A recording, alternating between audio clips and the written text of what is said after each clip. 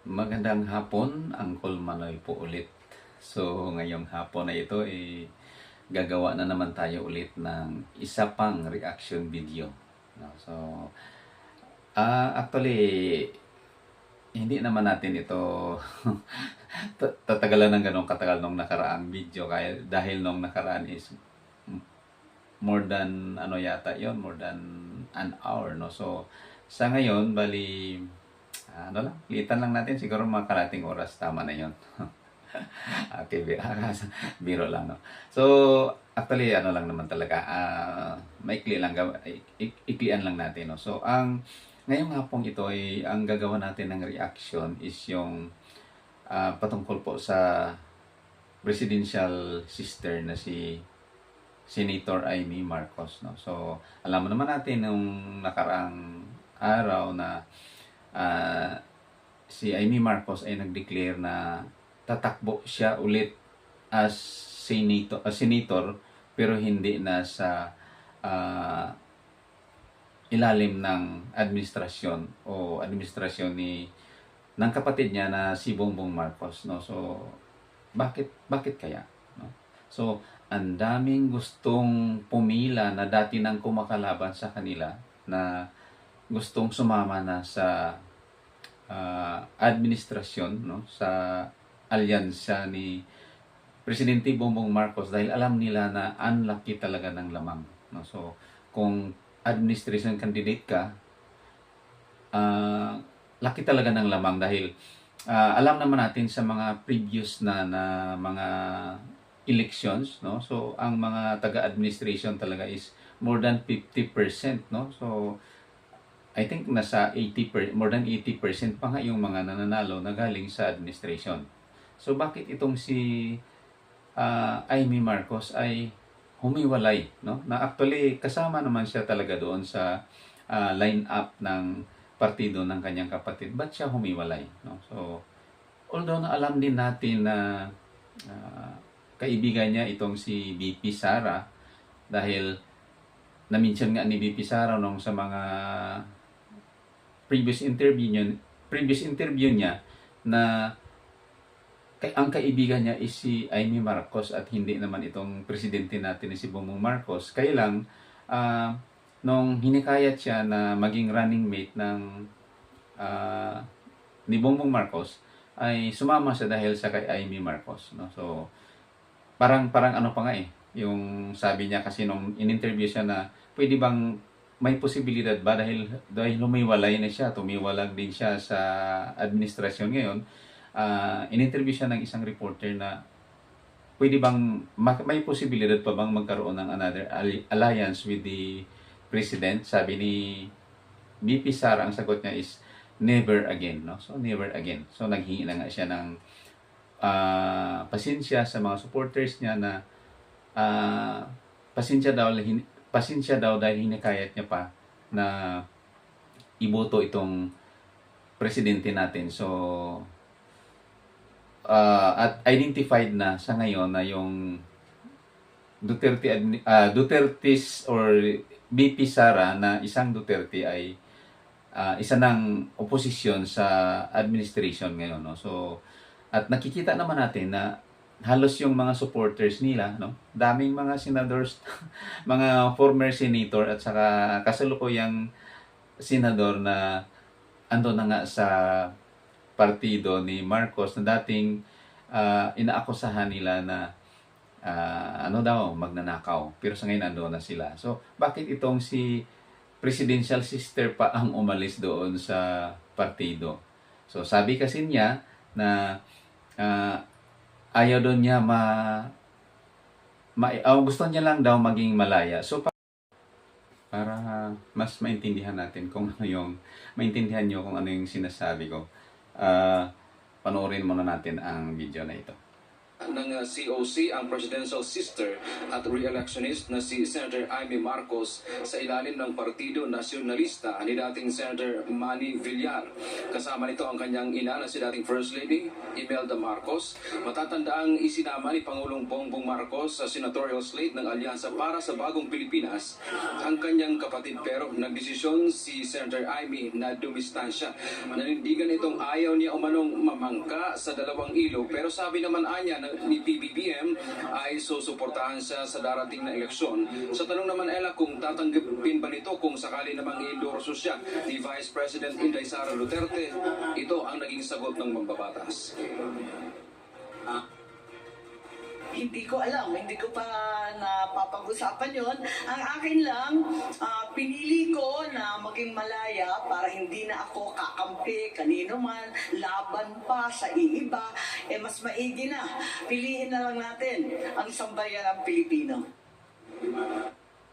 So, yun na pala, yun ang sabi niya, no, na kaya daw hindi na siya kakampi sa kanyang kapatid dahil ayaw niyang kumampi kahit kanino pa na either sa kapatid niya or ang tinutukoy niya, alam natin na sa kay VP Sara at sa kanyang kapatid na ano na nga, humiwalay na nga sa kay Bongbong Marcos itong si VP Sara at isa na sa ngayon sa mga pinakamalaking kritiko ng presidente o ng kasalukuyang administrasyon. So, siyempre, dahil magkaibigan sila, parang pakitang tao na kailangan humiwalay siya sa ilalim ng partido ng kanyang kapatid para maipakita niya sa mga tao, sa kay VP Sara, lalong-lalo na sa mga supporters ni VP Sara na wala na siya doon sa ilalim ng administrasyon ng kanyang kapatid. So, siyempre, ang tinitingnan natin doon is wala na siya sa influence ng kanyang kapatid. So, pwede siyang iboto ng mga supporters ni Sara Duterte na alam naman natin na medyo galit sa ngayon yung mga supporters ni VP Sara sa kay Bongbong Marcos dahil nakikita naman natin na talagang ginigipit itong VP, no, na ginigipit siya ng mga galamay ng mga ng kasalukuyang administrasyon, no. So alam natin na kung sino ba itong si Congressman Romualdez at itong si Saldico, no. So siyempre si Congressman Romualdez is pinsan yata, no, pinsan ng presidente natin, pinsan nila ni Amy Marcos, no. So kung hindi ako nagkakamali, pinsan, no. Siyempre, ang ano niya is, ang pinakamotibo niya is para mahiwalay niya yung sarili niya sa kapatid niya at para ibuto pa rin siya ng mga supporters ng mga Dutertes. So, medyo talaga, mautak talaga itong si Amy Marcos. So, siguro, depende na lang yan kung ano yung mga nakikita ng mga tao dahil alam mo naman natin na kahit na sinabi na nga doon sa sa interview ng reporter, sinabi ng reporter na kahit na ganoon pa man, susuportahan pa daw siya ng administrasyon, no? Susuportahan pa rin siya ng kasalukuyan nating presidente. Siyempre naman dahil kapatid niya 'yon, no? So susuportahan talaga, no?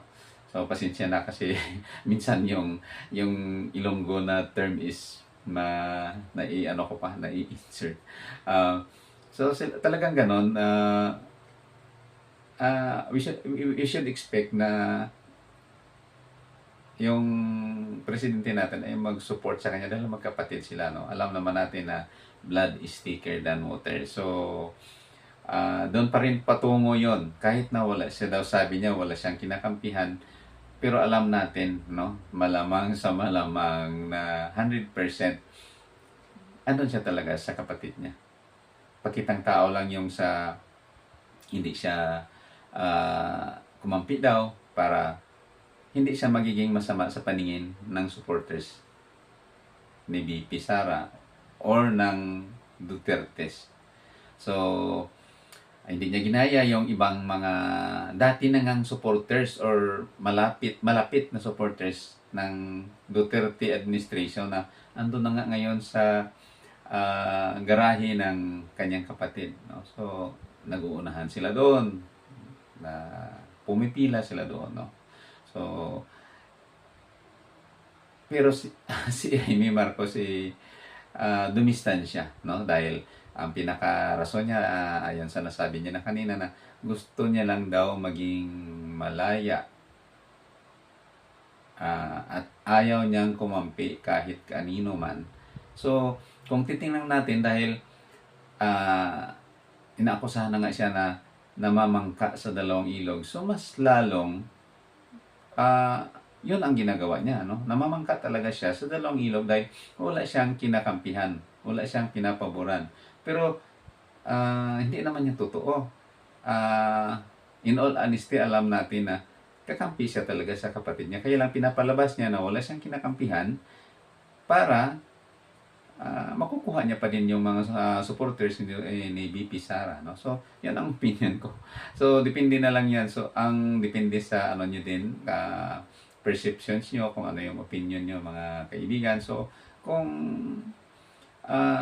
tingin nyo na talagang totoo yung sinasabi niya na ayaw niya talagang mamangka sa dalawang ilog, kaya dumistansya na lang siya, humiwalay siya. So, depende, no? So, actually, ano lang naman yun eh, parang palabas niya lang, no? Parang hindi siya sincero sa mga ginagawa niya. Ginagamit niya lang.